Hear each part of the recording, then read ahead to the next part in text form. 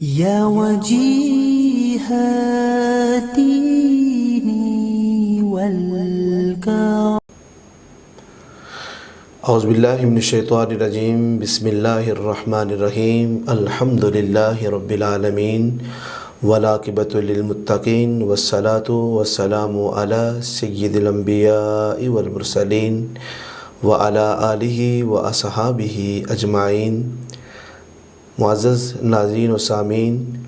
روز کی طرح آج پھر آپ کی خدمت میں آپ کا میزبان حافظ محمد اشتیاق سلطانی حاضر ہے. خوبصورت پروگرام بہار سلطانیہ رمضان ٹرانسمیشن میں آج ہمارے پروگرام میں جو ہستی تشریف لائی ہے، انشاءاللہ ان کا ہم آپ کو تعارف کروائیں گے. سب سے پہلے ہم اس پروگرام کا آغاز تلاوت قرآن سے کرتے ہیں، آپ سماعت کیجئے گا. اعوذ باللہ من الشیطان الرجیم.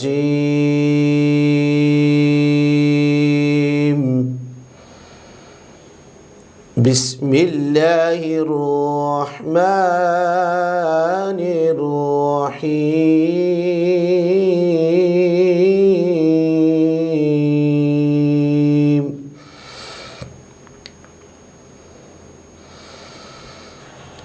اِنَّا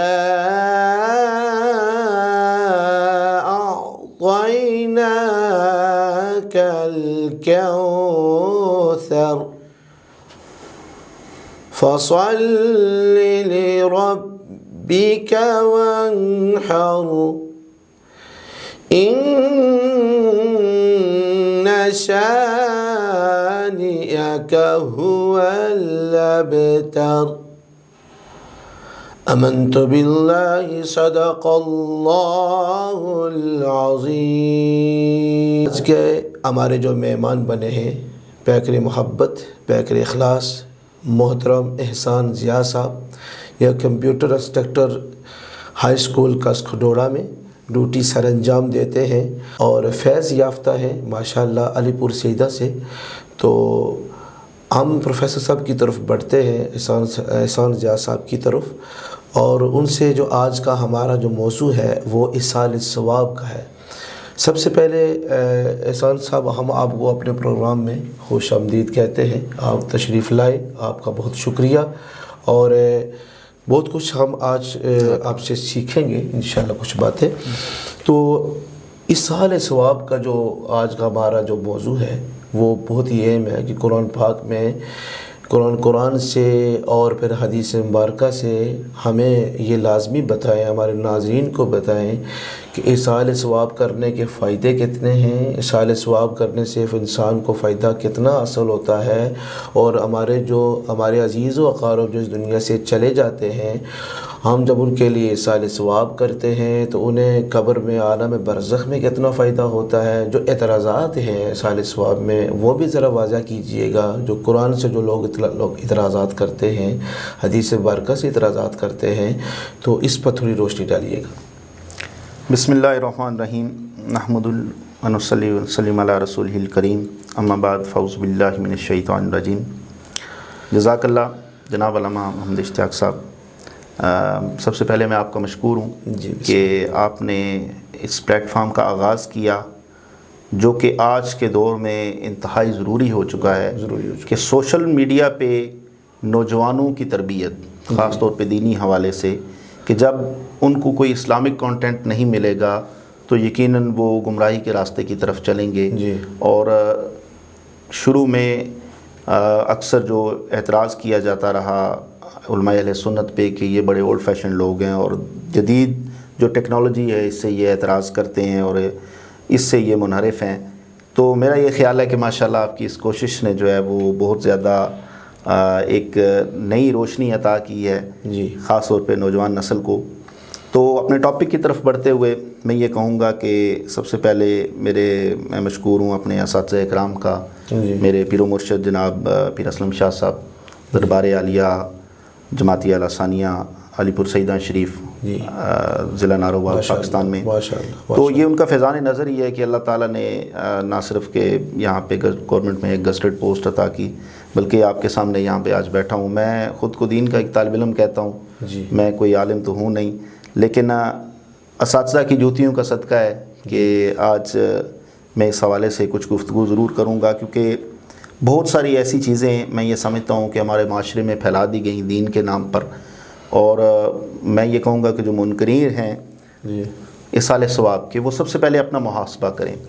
کہ وہ کس کی تقلید کر رہے ہیں. یعنی خود کو تو وہ غیر مقلد تصور کرتے ہیں کہ جی ہم تو کسی کی تقلید نہیں کرتے، لیکن اگر آپ غور کریں، میں تاریخ کے حوالے سے حوالہ دوں گا کہ سب سے پہلے ابو منصور ماتوریدی جو فرقہ معتزلہ کا بانی تھا، اس نے سب سے پہلے یہ اعتراض اٹھایا کہ دیکھیں جی جو بندہ مر گیا اس کا نامہ اعمال ختم، اب اس کو کسی بھی قسم کا کوئی ثواب اس کے جو پیچھے رہ جانے والے لوگ ہیں ان سے نہیں ملے گا. تو اس وقت کے جتنے بھی علماء تھے اور اس کے بعد آنے والے جو ائمہ کرام ہیں اہل سنت کے، کیونکہ آپ کو یہ پتہ ہونا چاہیے کہ سب سے پہلا فرقہ جس کو مسلمان ہونے کے باوجود فرقہ تسلیم کیا گیا وہ معتزلہ کا تھا. بالکل. حضرت خواجہ حسن بصری نے ان کے لیے یہ لفظ استعمال کیا کہ تم لوگ اعتزال پہ ہو، یعنی تم نکل چکے ہو جو دین کا سواد اعظم ہے. اور الحمدللہ ہم اہل سنت یہ دعویٰ کرتے ہیں،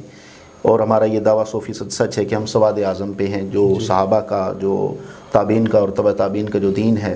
ہم اسی کے ہی فالور ہیں. تو ان لوگوں کو محاسبہ کرنے کی ضرورت ہے جو لوگوں کو اس غلط چیز کی طرف لگا رہے ہیں. اور میں انہی آیات کا یہ حوالہ آپ کو دینا چاہوں گا کہ قرآن پاک کی آیات، خصوصاً سورہ بقرہ کی آیات جو ہیں، اکثر وہ لوگ جو اصالِ ثواب کے منکر ہیں وہ اکثر نوجوانوں کو گمراہ کرنے کے لیے کہ یہ دیکھیں یہ کیا پھیلا رہا ہے. جی دیکھیں دین تو یہ کہہ رہا ہے، قرآن پاک تو یہ کہہ رہا ہے کہ لہا ما کسبت وعلیہا مکتسبت، کہ انہوں نے جو کچھ کیا وہ کر لیا، بس ٹھیک ہے اب جو تم کرو گے تمہارے لیے. تو یہ اصالِ ثواب کا نہ ان کو کوئی فائدہ ہونے لگا، نہ تم میں بھی ایک پریکٹس کیے جا رہے ہو. تو سب سے پہلے تو یہ ہے کہ قرآن پاک کو اس کے کانٹیکٹ کے اعتبار سے، اس کے جو سیاق و سباق ہے اس سے ہٹ کے دیکھنا بھی جو ہے نا، یہ میں سمجھتا ہوں یہ اسی لیے اللہ تعالیٰ نے قرآن پاک میں کہہ دیا کہ یہ کچھ لوگوں کے لیے ہدایت ہے اور کچھ لوگوں کے لیے جو ہے یہ گمراہی کا سبب بنے گا. وہ لوگ گمراہی میں جو فسق و فجور کے عادی ہیں، جو لوگ امت میں گمراہی پھیلانا چاہتے ہیں، جو اختلاف برائے اختلاف جو ہے وہ کر رہے ہیں، مخالفت برائے مخالفت کر رہے ہیں، یعنی دلیل کے ساتھ نہیں، صرف اس لیے کہ فلاں نے یہ چیز اپنا لی ہے لہٰذا ہم نے اس کی مخالفت کرنی ہے. تو ان لوگوں کے لیے میرا یہ پیغام ہے کہ سب سے پہلے تو آپ اس کا بیک گراؤنڈ پڑھیں. اہل نصارہ اور اہل یہود جو تھے، یہ بیسیکلی آیت ان کے لیے نازل ہوئی جو یہ سمجھتے تھے کہ ہمارے گناہوں کا بوجھ جو ہے وہ عیسیٰ علیہ السلام اٹھا لیں گے. ہم زندگی میں جو مرضی کرتے رہیں، ہمیں کوئی نیک عمل کرنے کی ضرورت نہیں ہے. عیسیٰ علیہ السلام چونکہ وہ سولی پہ چڑھ گئے ہمارے لیے، تو لہٰذا اب وہ جو انہوں نے عمل کیا اس کی وجہ سے ہم بخشے گئے ہیں، اب ہمیں مزید کوئی نیک عمل کرنے کی ضرورت نہیں ہے. اور یہ اس کانٹیکسٹ میں اللہ تعالیٰ نے اس کا رد فرمایا کہ دیکھیں ایسا نہیں ہے، بلکہ جو ان لوگوں نے عمل کیا، نیک عمل کیا، اس کا ثواب انہیں ملے گا. اور تم اگر اس آنے والے جو دین جو آقا علیہ الصلوۃ والسلام لے کے آئے ہیں اس کو قبول کرو گے تو آگے تمہیں مسلمان تصور کیا جائے گا. خود کو وہ اور مشرکین مکہ بھی خود کو وہ دین ابراہیمی پہ تصور کرتے تھے، اور وہ کہتے تھے کہ ہم تو آلریڈی مسلمان ہیں، تم کیا نیا دین لے کے آ گئے ہو. تو اس چیز کا رد اللہ تعالیٰ نے سورہ بقرہ کی آخری آیات میں کیا اور یہ فرمایا کہ دیکھیں کوئی بھی انسان جو ہے وہ اس چیز سے غلطی سے خالی نہیں ہے، اور جن لوگوں نے وہ کام کیے، نیک عمل کیے، ان کا ثواب ان میں ملے گا اور تمہیں ان چیزوں کا ثواب ملے گا. اسی کے ساتھ ساتھ جو دوسری آیت جس کا حوالہ دیا جاتا ہے اور میں سمجھتا ہوں موسٹ امپورٹنٹ آیت وہ ہے کہ وہ کہتے ہیں نا آپ اپنے دام میں صیاد آ گیا. یعنی اگر جب آپ کسی چیز کا بھی سیاق و سباق سے ہٹ کے مطالعہ کریں گے اور لوگوں کو گمراہ کرنے کی کوشش کریں گے تو اللہ تعالیٰ کے بھی بندے جو ہیں اس دنیا میں موجود ہیں جو اس حوالے سے اس کا رد کر رہے ہیں. یہ بات ہے. سب سے پہلے ہمیں اس کا بیک گراؤنڈ دیکھنے کی ضرورت ہے. تیسرا رکوع ہے سورہ نجم کا، اور اس میں اللہ تعالیٰ نے جو آیات نازل فرمائیں وہ ولید بن مغیرہ کے حوالے سے تھیں کہ ولید بن مغیرہ جس نے اپنے دانش اور عقل کی بنیاد پر اسلام کو تسلیم تو کر لیا، لیکن اس نے اپنے جو اصحاب تھے، جو اپنے اس کے ساتھی تھے وہاں پہ قریش کے جو سردار تھے، ان سے مشورہ کیا کہ دیکھو میرے نزدیک تو یہ دین حق ہے اور میں تو دین قبول کرنے جا رہا ہوں، تو تم کیا کہتے ہو؟ تو وہاں پہ ایک شخص تھا جو بہت مالدار تھا اور اس نے کہا کہ دیکھیں میں تمہیں مال بھی دوں گا اور تمہارے گناہ بھی اٹھا لوں گا، تو تم اس دین اسلام کی طرف نہ جاؤ. تو ہوا یہ کہ کچھ عرصے بعد اس نے جو مال کا وعدہ کیا تھا اس سے بھی وہ مکر گیا. تو ولید بن مغیرہ بڑا پریشان ہوا. بعد میں خیر وہ جو ہے وہ اس پہ پشیمان بھی تھا. خیر تو اس حوالے سے اللہ تعالیٰ نے یہ وضاحت فرمائی اس آیات میں کہ دیکھیں انسان کے لیے وہی کچھ ہے جس کی اس نے کوشش کی. اگر تم کوشش کرتے دین کی طرف آتے تو اللہ تعالیٰ تمہیں اپنے دین کی سرفرازی کے ساتھ ساتھ تمہارا نام بھی روشن کرتے. جس طرح آج حضرت بکر صدیق، حضرت عمر اور عثمان غنی اصحاب رسول کا نام روشن ہے. تو اس کو اس چیز کے ساتھ جوڑنا کہ اصال ثواب اور اس چیز کے ساتھ میرا خیال ہے یہ بالکل بیوقوفی ہے. حتیٰ کہ میں یہ کہوں گا کہ منکرین اصال ثواب کو میں یہ دعوت دوں گا کہ وہ اپنے ہی علماء، خصوصاً تفسیر مولانا مودودی نے اپنی تفسیر میں لکھا ہے باقاعدہ کہ جو دین کے بنیادی فقہ ہیں، یعنی جو امام مالک اور امام شافعی اور امام احمد حنبل اور امام ابو حنیفہ، ان کو اصال ثواب کی بنیاد سے یعنی اصل سے کوئی اختلاف نہیں ہے. جو اختلافات تھوڑے بہت ہیں وہ خیر ان کی مزید کہ وہ فرض کیا کہ جی وہ جو آپ کھانا دے رہے ہیں وہ کس کو دے رہے ہیں، یا وہ دنوں کا طے کرنا، تھوڑا بہت اس میں ان چیزیں ہیں، اور وہ بھی میں انشاءاللہ واضح کروں گا اس میں. جو سب سے ضروری چیز ہے وہ یہ ہے کہ مصنف ابن شیبہ اور مصنف عبد الرزاق میں حضرت عائشہ سے مروی احادیث موجود ہیں، اور مسلم شریف میں، بخاری شریف میں درجنوں احادیث موجود ہیں جس میں آپ صلی اللہ علیہ وسلم نے اپنے صحابہ کو اصال ثواب کا حکم دیا. بالکل یہ بات. اب اس کی شکل کیا تھی، اور پھر مولانا مودودی اس میں بڑی زبردست انہوں نے وضاحت کی کہ دیکھیں کہ یہ نہیں ہو سکتا کہ آپ ایک چیز کو تو قبول کر لیں اور دوسری کو رد کر دیں. آپ ہر حدیث کے حوالے سے مصنف ابن شیبہ کا اور مصنف عبد الرزاق کا حوالہ دیں، لیکن جب اصال ثواب کا موضوع آئے اور آپ اس سے اعتراض کریں اور اس سے کنی کترائیں، کہ حضرت عائشہ کا فتویٰ وہاں پہ موجود ہے کہ ایک عورت آئی اور اس نے کہا کہ میں روزے رکھنا چاہتی ہوں اپنی بہن کی طرف سے،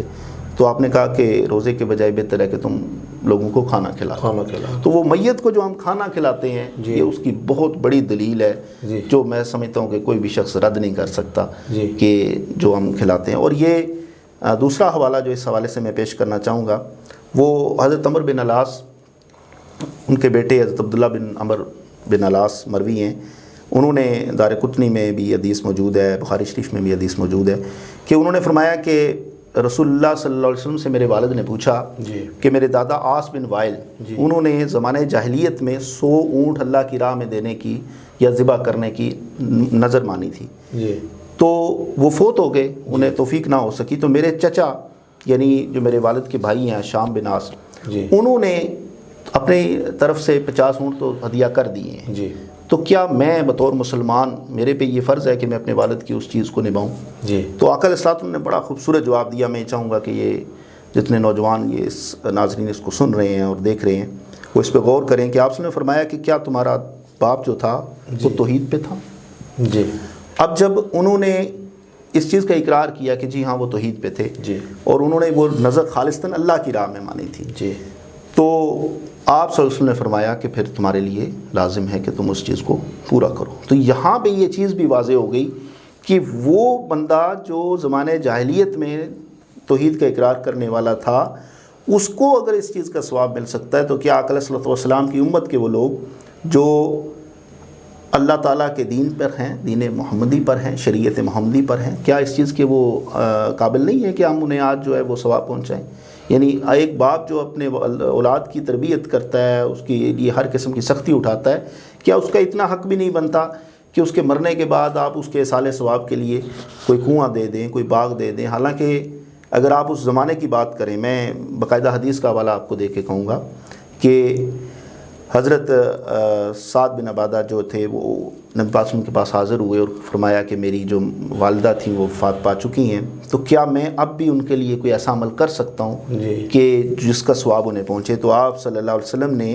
فرمایا کہ اس وقت مسلمانوں کو پانی کی بڑی تنگی ہے، تو تم ایسا کرو کہ کوئی کنواں کھدوا کے اپنی والدہ کے نام کا، تو وہ آپ نے ان کا اس کنویں کا نام بھی آپ صلی اللہ علیہ وسلم نے تجویز کیا. مدینہ شریف میں جو اس وقت لوگ جاتے ہیں وہ دیکھ سکتے ہیں جا کے، وہ کنواں ابھی بھی موجود ہے بیر ام سعد کے نام سے. تو بیر ام سعد میں یہ سمجھتا ہوں منکرین اصال ثواب کے لیے ایک بہت بڑی نشانی ہے کہ آپ جو ہے وہ کس طرح اپنے جو والدین ہیں، اپنے اعزاء و اقارب ہیں، ان کے لیے اصال ثواب کر سکتے ہیں، چاہے وہ بدنی عبادت کی شکل میں ہے، چاہے وہ مالی عبادت کی شکل میں. کیونکہ جو اختلاف تھا وہ تھوڑا سا بدنی اور مالی کا تھا. تو تو وہ بھی جو ہے وہ اب نہیں رہا میرے خیال میں۔ بعض موقعوں پر معاشرے میں ایسا ہوتا ہے جناب محترم کہ کہتے ہیں ہم اصحال ثواب کے قائل ہیں جی، یہ صدقہ حسد کو خیرات کرنا چاہیے، کنواں کھدوانا چاہیے، اس کے بعد راستہ بنوانا چاہیے، اس کے قائل ہیں۔ لیکن جہاں اعتراض جو مین آتا ہے وہ یہ اس بات پر آتا ہے کہ جی یہ جی ہر جمعرات کو دعا کرواتے ہیں جی، تیسرے کو کرواتے ہیں جی، 15 کو کرواتے ہیں جی، 20 کو کرواتے ہیں، 40 میں کرواتے ہیں، تو یہ جو دن مختص کرتے ہیں، یہ دن مختص کرنا کہاں سے ثابت ہے، جمعرات کو کرنا کہاں سے ثابت ہے؟ تو یہ اس پر روشنی ڈالیے گا۔ جی بسم اللہ الرحمن الرحیم۔ میں یہ بھی عرض کرتا چلوں کہ دن مختص کرنا میرا اور آپ کا کام نہیں، یہ اللہ کا کام تھا۔ جی مختلف اوقات کے لیے دیکھیں، ابھی ایک مہینہ اللہ تعالیٰ نے، ویسے تو اللہ کہہ سکتا تھا کسی مہینے میں بھی روزے رکھ لو، جی، لیکن اللہ تعالیٰ نے ایک مہینہ مقرر کر دیا کہ بھئی رمضان کا مہینہ ہے، آپ نے روزے رکھنے ہیں۔ جی، حج کا کوئی بھی دن اللہ تعالیٰ مقرر کر سکتا تھا، اللہ کہہ سکتا تھا کہ ٹھیک ہے جب دل کرے جا کے حج کرو، جی، لیکن اس کے لیے بھی اللہ تعالیٰ نے یہ دن مقرر کرنا بیسیکلی نظم و ضبط کا ایک ذریعہ ہے۔ آپ کسی چیز کو کسی ضابطے کے تحت لے کے آتے ہیں اور اس ضابطے کے تحت اس چیز کو چلاتے ہیں، تو اس کے لیے لازمی ہو جاتا ہے کہ ہم دنوں کو مقرر کر لیں۔ جی، تو اصل میں ہوا یہ تھا کہ آپ صلی اللہ علیہ وسلم نے فرمایا کہ سوگ جو ہے میت کا وہ 3 دن کے لیے ہے۔ جی، ایک ضمناً بات عرض کر دوں کہ حضرت حمزہ رضی اللہ تعالیٰ عنہ، آپ کے چچا کی جب شہادت ہوئی تو وہاں پہ بہت سارے لوگ تھے جو انصار کے بھی شہید ہوئے، 14 صحابہ بدر میں شہید ہوئے، ان میں سے حضرت حمزہ بھی تھے۔ تو انصار کے لوگوں کے لیے تو ان کی عورتیں وہاں پہ رو رہی تھیں، لیکن نبی کریم صلی اللہ علیہ وسلم کے خاندان کی طرف سے کوئی شخص نہیں تھا جو وہاں پہ حضرت حمزہ کو روتا۔ جی، تو آپ صلی اللہ علیہ وسلم نے کہا کہ کیا کوئی ایسا شخص نہیں ہے جو میرے چچا کے لیے بھی روئے؟ اور یہ میں بات وضاحت کر دوں کہ اس وقت ابھی اس چیز کی جو ہے ممانعت نہیں آئی تھی۔ ویسے تو یہ ہے کہ دین میں گریبان پھاڑنا یا منہ پہ تماچے مارنا یا اس طریقے سے ماتم کرنا کہ اب بندہ اپنی حالت بگاڑ لے، اس چیز کو ممنوع قرار دیا گیا، بلکہ یہ حرام قرار دیا گیا۔ تو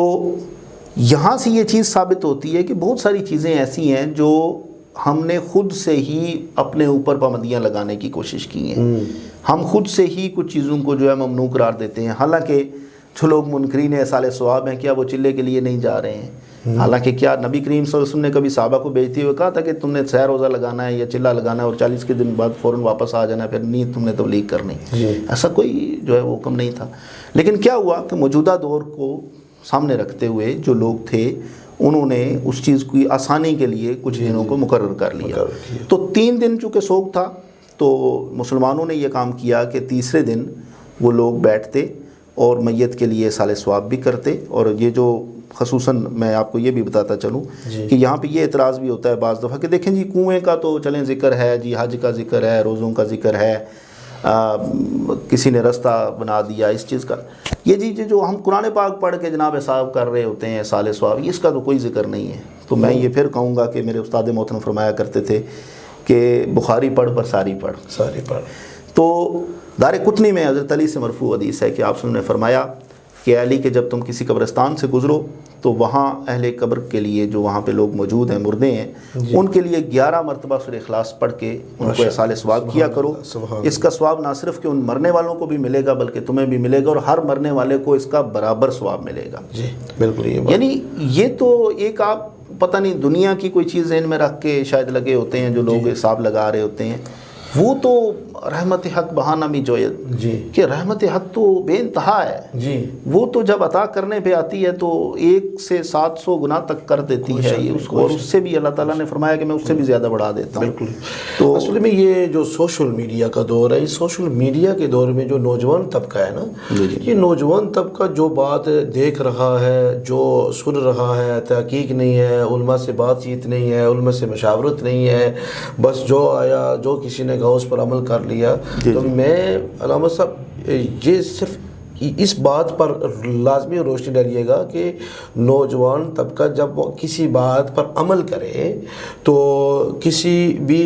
کوئی بھی روایت وہ دیکھتا ہے یا آگے کسی سنتا ہے تو اس پر کس حد تک عمل کرے، پہلے مشاورت کرے یا پھر دیکھنے اور سننے پر وہ اس پر احسار کر لے۔ بالکل یہی میں کہنا چاہوں گا، جیسا کہ میں پہلے بھی عرض کیا کہ جب تک آپ جیسے یہ تو بالکل ایسا ہی ہے کہ جیسے آپ نے سنا کہ فلاں کو فلاں گولی کھانے سے آرام آ گیا تھا، تو آپ بھی اٹھیں اور جا کے وہ گولی لیں اور جا کے کھانا شروع کر دیں. جی ہم اپنی عام زندگی میں ایسا نہیں کر رہے، بلکہ ایسا کرنے والے کو ہم کہتے ہیں یا تو یہ بڑا بیوقوف آدمی ہے. بھئی تمہیں کیا پتا اس کو بیماری کس طرح کی تھی، اس کے کیا اندرونی حالات تھے، تو تم نے اٹھ کے اس کی گولی کھا لی اور دیکھو اب تمہیں اس کا ری ایکشن ہو گیا. جی یعنی اس کو تو ہم بیوقوفی قرار دے رہے ہیں. جی لیکن کتنی میں سمجھتا ہوں لغو بات ہے اور جہالت پہ مبنی بات ہے کہ آپ کے سامنے ایک بندہ ایک حوالہ دیتا ہے اٹھ کے اور آپ اسی کو ہی بس ٹھیک ہے جی اور مزید تحقیق کی طرف نہیں جاتے. تو اس سے بڑی زیادہ جو ہے وہ تقلید کیا ہے؟ میں سمجھتا ہوں اصل میں اندھی تقلید تو یہ ہے. جی یعنی جو لوگ خود کو کہتے ہیں کہ ہم تو غیر مقلد، ہم کسی کی تقلید نہیں کرتے ہیں، تو میں سمجھتا ہوں کہ سب سے اندھی تقلید تو یہ لوگ کر رہے ہیں اور نوجوانوں کو اس طرف مائل کر رہے ہیں کہ بس کسی کی کوئی چھوٹا سا شارٹ کلپ سن لیا کہیں پہ، کسی نے کوئی جناب واٹس ایپ کا سٹیٹس لگا دیا، کسی نے جناب کوئی یوٹیوب سے کاٹ کے چھوٹا سا کلپ بتا دیا، اور بس اسی کو ہی بنیاد بنا کے آپ نے اس پورے عمل سے ہی نفرت شروع کر دی. بالکل یہ بات ہے. تو میں یہ چاہوں گا کہ جس طرح آپ کو کوئی بیماری ظاہر ہوتی ہے تو آپ کسی مستند ڈاکٹر کا پہلے پتہ کرتے ہیں لوگوں سے کہ جناب اس بیماری کے لیے اگر مجھے گردے کا مسئلہ ہے تو سب سے اچھا نیفرولوجسٹ کون ہے جہاں پہ، ٹھیک ہے جی. اگر مجھے مثانے میں تکلیف ہے تو ہم کہتے ہیں جی سب سے اچھا یورولوجسٹ کون ہے، عام ڈاکٹر کے پاس نہیں ہم نے جانا. جی کیوں جی؟ مجھے تو اپنی جان بڑی پیاری ہے. جی تو ایمان کی قیمت یہ رہ گئی ہے کہ آپ خالی واٹس ایپ سٹیٹس سے اٹھا کے اپنے ایمان کو جناب وہ بنا لیں. یہ بڑی قابل توجہ بات ہے. یہ سب سے میں نوجوانوں کو یہ پیغام دینا چاہوں گا اس پلیٹ فارم سے کہ آپ کے سامنے آپ کے علاقے میں علماء موجود ہیں. آپ کو اگر کسی چیز پہ کوئی اعتراض محسوس ہوتا ہے یا آپ کے سامنے اگر کوئی بندہ کہتا ہے کہ دیکھیں یہ چیز غلط ہو رہی ہے، تو سب سے پہلے اس کی بیک گراؤنڈ معلوم کرنے کی کوشش کریں اور اس کی اصل کی طرف جائیں، اور اس کی اصل آپ کو علماء سے ملے گی. دین کی اصل علماء ہیں، آپ علماء سے رابطہ کریں. یہ ماشاءاللہ یہاں پہ دین کا نور پھیلا رہے ہیں. تو ہم اس اصل کی طرف نہیں آتے اور نقصان بھی اٹھاتے ہیں. تو سب سے پہلے تو یہ چیز سوچنے کی ضرورت ہے. دوسرا افراط و تفریط ہے، وہ ہمیں تسلیم کرنی پڑے گی کہ علماء اپنا کردار ماشاءاللہ کئی جگہ پہ ادا کرنے کی کوشش بھی کرتے ہیں کہ وہ کھانا میت کا جس کا آغاز اس طریقے سے ہوا کہ ہمارے علاقے میں چونکہ غربت تھی تو علماء نے مل جل کے مشاورت سے کہا کہ دیکھیں وہ کھانا جو آپ نے غریبوں میں بانٹنا تھا، اب ہندو اگر کوئی غریب ہے اس کو تو یہ لگتا نہیں تھا، ہندو ویسے بھی تگڑے تھے، مسلمانوں کے چند ایک گھر ہوتے تھے، کسی ایک محلے میں فرض کیا اگر 50 گھر ہندوؤں کے ہیں کہ 2-3 مسلمانوں کے ہوتے تھے، تو وہاں پہ جو عالم ہوتے تھے اس فیملی میں یا جو مولانا صاحب ہوتے تھے وہ کہتے تھے یار آپ لوگ ہی بیٹھ جاؤ، چونکہ مسلمان اکثر غریب تھے تو خود ہی آپ یہ کھا لو، آپ کسی کو کیا ہم نے تقسیم کرنا ہے جا کے. تو وہی کھانا جو میت کی احصال ثواب کے لیے تقسیم کیا جاتا تھا عرب میں بھی، اور اس کے بعد بھی عرب میں ابھی بھی تقسیم کیا جاتا ہے. اب لوگ جو جن کا قبلہ و کعبہ وہ لوگ ہیں جو عرب میں موجود ہیں، تو میں ان کو کہوں گا کہ وہ جا کے ان کی ذرا روایات دیکھیں. کچھ چیزیں تمدن سے تعلق رکھتی ہیں، کچھ چیزیں دین سے تعلق رکھتی ہیں. ابھی جیسے آپ نے یہ فرمایا کہ دیکھیں دنوں کا مخصوص کرنا، تو میں دوبارہ اسی طرف آؤں گا کہ دن مخصوص کرنا معاشرتی ضرورت میں بھی بعض دفعہ آ جاتا ہے کہ ایک فرض کیا، اور یہاں پہ ہمارے یہاں جو اکثر کہا جاتا ہے 40ویں ہم کراتے ہیں، تو ہم تو کبھی بھی ایسا نہیں کرتے کہ ایگزیکٹ وہ 40واں دن نکال کے کہ جی فلاں دن 40واں ہے. تو ہمارے یہاں تو یہ دیکھا جاتا ہے کہ بھئی سنڈے کس دن ہے، اتوار ہے، چلیں سب لوگ اویلیبل ہوں گے، آئیں گے، اور اس میں دعوت دی جاتی ہے کہ آپ لوگ آئیں، بیٹھ کے قرآن خوانی کریں. اس کے بعد کوئی عالم ہے وہ دین کے کسی بات پہ اللہ اور اللہ کے رسول کا نام لیتے ہیں، اور اس کے بعد وہ سارے مل کے اللہ سے یہ دعا کرتے ہیں کہ یا اللہ ہمارا جو عزیز بچھڑ گیا تو اس کو بخش دے. تو مجھے یہ بتائیں کہ یار اس میں کہاں سے کوئی ایسی میری جو فیلڈ ہے یہ، اور اس میں جو میں نے جو ڈیوٹی کی ہے جگہ مختلف جگہوں پر، تو یہ ہوا ہے کبھی 20 پر بھی دعا ہوگی ہے، بڑی جامع دعا ہوگی، بالکل یہی بات پر بھی ہے، کبھی 25 ایسا الزام سراسر لغو الزامات ہیں. ہاں ایک چیز ہے جس کی طرف توجہ دلانے کی ضرورت ہے، میں یہ چاہوں گا کہ جو کھانا آج کل ہم کھلا رہے ہوتے ہیں اس میں بعض دفعہ ایسا ہو رہا ہوتا ہے جس میں علماء کرام میرے سامنے تو ماشاءاللہ کئی دفعہ علماء نے آواز حق بلند بھی کی ہے اس حوالے سے کہ وہاں پہ موجود اگر کوئی غریب شخص گلی محلے میں موجود ہے تو شاید اس کو نہ بلایا جائے کیونکہ وہ برادری کا نہیں ہے، اور فلاں ایم پی اے صاحب، ایم این اے صاحب، فلاں ایم ایل اے صاحب چونکہ بڑے ان کے برادری کے قریبی ہیں تو اس ختم پہ ان کا آنا بڑا ضروری ہے، تو وہ اس کو تو بلا رہے ہیں. تو یہ یاد رکھیں کہ آقا علیہ الصلوۃ والسلام نے فرمایا کہ وہ شادی، وہ ولیمہ بھی حرام ہے کہ جس میں آپ غریب کو نہ بلائیں اور امیر جو رشتہ دار ہیں ان کو بلا لیں. تو اسی طرح احصال ثواب بھی اسی صورت میں زیادہ بہتر ہوگا کہ جب آپ ہر ایک طبقے کو جو ہے پریفرنس دیں، غربا کو جو ہے خصوصاً میں سمجھتا ہوں کہ کھانے کے تقسیم کے وقت آپ پریفرنس دیں، یہ نہ ہو کہ جی کہ فلاں لوگ تو چونکہ آ گئے ہیں اور فلاں مہمان آنے والا ہے، پہلے اس کو کھلا لیں تو پھر ان کو کھلائیں گے۔ وافر مقدار میں اگر آپ کر سکتے ہیں تو پھر آپ وافر مقدار میں اس طرح کریں کہ غربا کو بھی ان کا حق جو ہے وہ پہنچایا جائے۔ ہمارے ہاں تو ماشاءاللہ جو اہل علم لوگ ہیں وہ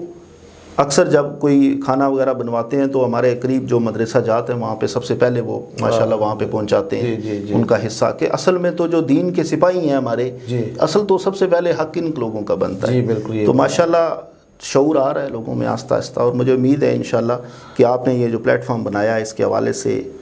یہ روشنی جو ہے دین کی، یہ نور انشاءاللہ مزید پھیلے گا انشاءاللہ۔ سامعین ناظرین، بڑا ہی لطف آیا ہے اور علم میں بہت اضافہ ہوا ہے اور تحقیقات میں بھی بہت کچھ سیکھنے کو ملا ہے۔ تو سب سے آخر میں جناب آپ کا شکریہ ادا کرتا ہوں، بہت سارے امور پر آپ نے روشنی ڈالی ہے۔ بس اللہ کی بارگاہ میں دعا کرتے ہیں اللہ ہمیں سمجھ عطا فرمائے، جتنے بھی ناظرین ہمارے سن رہے ہیں تو وہ بھی یہ جو اہم جو ہمارا موضوع تھا آج ایصال ثواب کے حوالے سے، اگر اس سے پیچھے آپ کے ذہن میں کچھ سوالات تھے تو آج وہ کلیئر ہو گئے ہیں۔ تو جب بھی آپ کا کوئی عزیز اقارب اس دنیا فانی سے رخصت ہو جاتا ہے تو اس کے لیے ایصال ثواب کریں۔ آپ یہ نہیں کہ آپ لوگوں کو بلائیں اور بڑے بڑی محفلیں سے جائیں، بلکہ آپ کچھ اگر پانی بھی آگے رکھ کے آپ دعا کریں گے تو اس کے لیے ایصال ثواب، پھر بھی اسے ثواب اللہ عطا فرمائے گا۔ کچھ پڑھ کے کچھ پڑھا کے اس کو ایصال ثواب کریں۔ آخر میں تھوڑا سا میں ایڈ کرنا چاہوں گا، جو ابھی آپ نے ایک بات کی کہ کچھ لوگ اس کے حوالے سے نا، کچھ لوگوں کو وہ انسانیت کا درد جو ہے وہ جاگتا ہے، دیکھیں جی یہ جو آپ نے محفل کرائی ہے اس سے یہ فلاں کر دیتے تو کیا تھا۔ جی مجھے یہ بتائیں کہ وہ بیر ام سعد آپ کے سامنے میں نے واقعہ بیان کیا، اس کے علاوہ ایک صحابی آئے اور انہوں نے اپنا پورے کا پورا باغ جو کئی ایکڑ پر محیط تھا وہ اللہ کی راہ میں دے دیا۔ تو مجھے یہ بتائیں کہ وہ باغ زیادہ قیمتی ہے یا یہ جو آپ 30-40 ہزار روپیہ لگا کے میکسیمم لگا لیں تو چلیں لاکھ لگا لیں، تو باغ کی ذرا قیمت کا اندازہ لگائیں کہ وہ کروڑوں روپے کا باغ جو انہوں نے اللہ کی راہ میں اپنی والدہ کے سال کے لیے دے دیا، جی تو کیا وہ زیادہ قیمتی ہے یہ جو آپ نے 30-40 ہزار 50 ہزار خرچ کر دیا اور آپ نے اس پہ واویلا ڈال لی ہے کہ دیکھیں جی یہ اللہ کی راہ میں جی آپ نے کیا جی وہ آپ نے اتنا جناب خرچہ کر دیا اور جی یہ ثالث وقت۔ تو یہ بھی سیکھنے کی ضرورت ہے کہ یہ جو آپ خرچ کر رہے ہیں ایک ایک روپیہ اللہ کے ہاں کاؤنٹ ہو رہا ہے اور اس کا ثواب انشاءاللہ العزیز آپ کی اس میت کو اس عزیز کو لازمی ملے گا۔ تو انشاءاللہ میں دعا کرتا ہوں کہ اللہ تعالی ہماری اس کاوش کو قبول فرمائے، آپ جو یہ کاوش کر رہے ہیں اس کو بھی اللہ تعالیٰ قبول منظور فرمائے۔ آمین۔ تو ناظرین انشاءاللہ پھر اگلے پروگرام میں آپ کے ساتھ ملیں گے۔ آپ کا جو بھی سوال ہوا وہ آپ نیچے کمنٹس باکس میں لازمی بتائیے گا، لکھیے گا، انشاءاللہ آپ کو جواب دیا جائے گا دلائل کے ساتھ۔ اللہ تبارک و تعالیٰ جو کچھ یہ پروگرام میں ہم نے سنا اور جو بیان ہوا اس پر اللہ عمل کی بھی توفیق عطا فرمائے۔ وآخر دعوانا ان الحمد للہ رب العالمین۔ الحمدللہ۔